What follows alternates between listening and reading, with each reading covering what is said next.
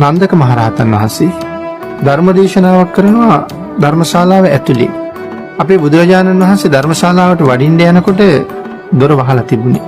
දොර වහලා ඇතුලේ ධර්ම දේශනාව ඇහෙනවා. දොර ඇරලා වඩින්න තුරු දේශනාව කරන උන්වහන්සේ රැස් වෙලා ඉන රහතන් වහන්සේලා. මේ ධර්ම දේශනාව කරන්නේ රහතන් වහන්සේලාට. ඒ කියන්නේ රහතන් වහන්සේලා බණ ඇහුවා. රහත් නොවිච්ච භික්ෂුන් වහන්සේලාත් එතන හිටියා. බුදුරජාණන් වහන්සේ දේශනාවට බාධා කරන්නේ නැහැ. දොරගාව හිටගෙන ඉන්නවා.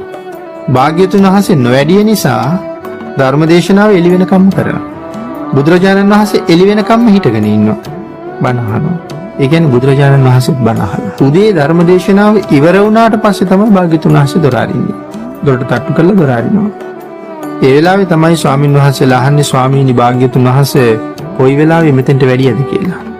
ඒ වෙලාවේ සඳහන් කරනවා නන්දක දේශනාව පටන් ගන්නකොට තමයි මම මෙතෙන්ට වැඩියේ කියලා.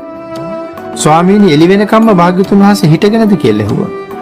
සඳහන් කරනවා නන්දක ඔබ දේශනාව කල්පයක් කළා නම් මම කල්පෙම හිටගෙන ඉන්නවා කියලා. ඒ තරම් භාග්‍යතුන් වහන්සේ ධර්මයට ගරු කරලා තියෙනවා. භාග්‍යතුන් වහන්සේ කියලා කියන්නේ දේවාති දේවයි. ඒ කියන්නේ දෙවියන්ට දෙවියෙක්. බ්‍රහ්මයන්ට බ්‍රහ්මේ.